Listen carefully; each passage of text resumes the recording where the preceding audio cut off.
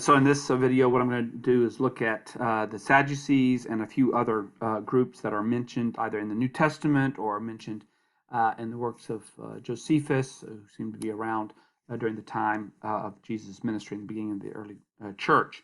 So first of all, with the Sadducees, so Josephus tells us that there's about 4,000 in Jesus' day. So when you consider that there are 6,000 in Pharisees in Jesus' day, about 4,000, so they represent a little bit smaller number than Pharisees.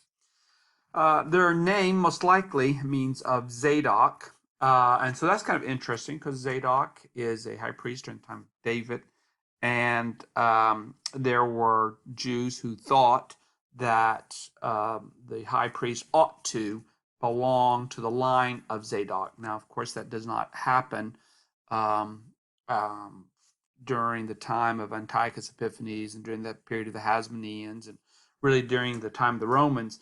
The high priest is not necessarily somebody who's from Zadok. As far as we know, there wouldn't be any evidence of kind of direct line of that. They are political appointees. So anyway, but it may have some kind of connection to Zadok, the high priest, and so we do see that the Sadducees are oftentimes associated with the high priesthood. So maybe they're taking the name Zadok or being aligned with Zadok in some way in order to legitimize priestly, the high priest's role and function. So they're often associated with the aristocracies. So we find them primarily in Jerusalem and centered around the activities of the temple. Um, Now, according to Josephus, they rejected oral tradition. But what Josephus probably means is they're rejecting Pharisaic oral traditions. Everybody has to have oral traditions.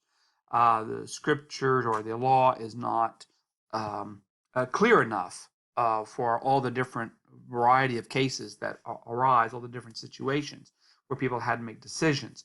So different groups had to develop oral traditions. Sadducees would have had theirs, but when Josephus says they reject oral tradition, he probably means they are rejecting what the Pharisees taught as kind of extra biblical material. Now, they also only accept the first 5 books of the Old Testament as binding. Now, that doesn't mean that they don't think that the prophets and other writings are not valuable and should be read. But whereas the Pharisees would utilize in constructing, practices and constructing things that ought to be done, what God required, they could resort to passages of Scripture out of the prophets or out of the writings. For the Sadducees, they're only going to be focused as binding what's there in the law. So that's much more restrictive in terms of interpretation. They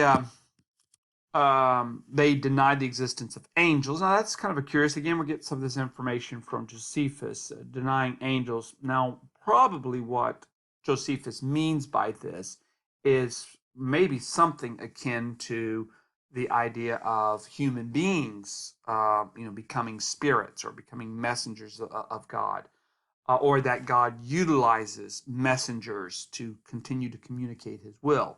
It would be hard to imagine that Sadducees who accept the first 5 books of the Old Testament as authoritative or scripture to also deny angels when there are angels that are mentioned in the Pentateuch, in those first 5 books. So what they're probably meaning is some kind of communication from either a dead person or some period from some kind of intermediary, because Sadducees are not open for additional revelation to disclose God's will. The only way God's will is disclosed is by the reading, understanding, application of Torah, or the first 5 books. They also denied the rewards in the afterlife. So for them, much like what is assumed in the first 5 books, the Old Testament, as really for most of the Old Testament, is that this life is the only life, and once you are dead, well, that's it. And so the whole idea in the Pentateuch is that you want to be obedient to God so that you will live a long life. And if you aren't obedient to God, then you could have a premature death. So the whole idea is to be obedient, and then you will live longer. And if you're obedient, you will prosper. So it's kind of interesting that Sadducees primarily are associated with the aristocracy rather than those who represent the vast majority of Jews who would have been poorer. And they're also denied this idea of fate, and then again that the idea that one can determine one's course of action. Things are not set as what maybe the Pharisees had believed. So for another group is the Herodians.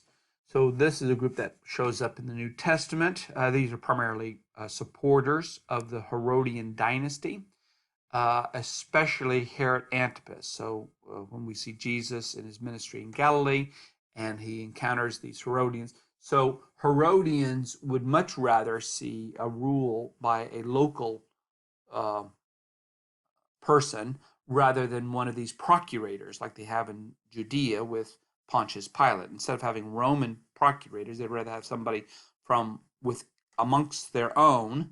Even though Herod wasn't a Jew, at least he was, Herod the Great wasn't a Jew. At least he was aligned more with Jews in that he was an Idumean and he followed Jewish practices. The Romans are not following Jewish practices. Maybe uh, Herod Antipas is following certain practices of Jews, but he is also welcoming Gentiles into the region of Galilee. So anyway, this group supports that. They don't really want to see Romans taking over the area and ruling directly with one of their a non Semitic figure coming in and ruling directly. So they are most likely pro-Roman. So although they don't maybe want a Roman procurator in the area, they're fine with Herod being Rome's representative. And so the idea that somehow or another God has approved of the Romans to rule over them, and so to give support to the Romans or to be complicit with the Romans, to obey the Romans, not to lead revolutions against the Romans or sedition. Some scholars believe that the Herodians and Sadducees were identical religiously and economically. We don't know that for certain, but these are some of the speculations that scholars will have. Josephus also mentions a group called the Fourth Philosophy. So they don't really appear until around 6 AD. And from Josephus's perspective, they are a rebellious group. So they are led by a man named Judas of Gamala and a Pharisee named Zadok. So interesting, the name Zadok, again, associated here with Pharisee. And so some kind of group that wants to resist Rome. So you have Herodians who are supportive, Sadducees who are supportive, but this fourth philosophy, whatever it is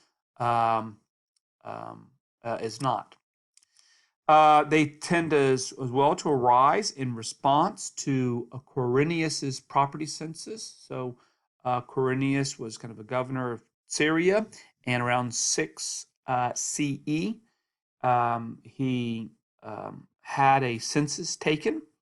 And so these oftentimes censuses were done in order to know who to tax.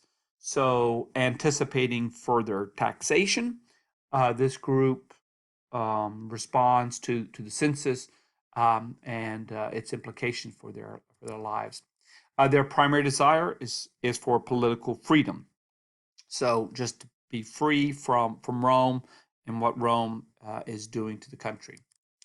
Their major confrontations take place, though, in rural areas. So we don't know of this fourth philosophy arising within Jerusalem itself or in cities. but in rural places. One other group here I want to mention is the Zealots. So this is in because we do have in the Gospels a disciple of Jesus who is referred to as a zealot. But this term zealots also comes from Josephus. And what Josephus is referring to is in 66 AD, John of Giscala organized a group of extreme revolutionists in Jerusalem. And by extreme revolutionists, we mean people who are willing to engage in violent activities, in other words, murder.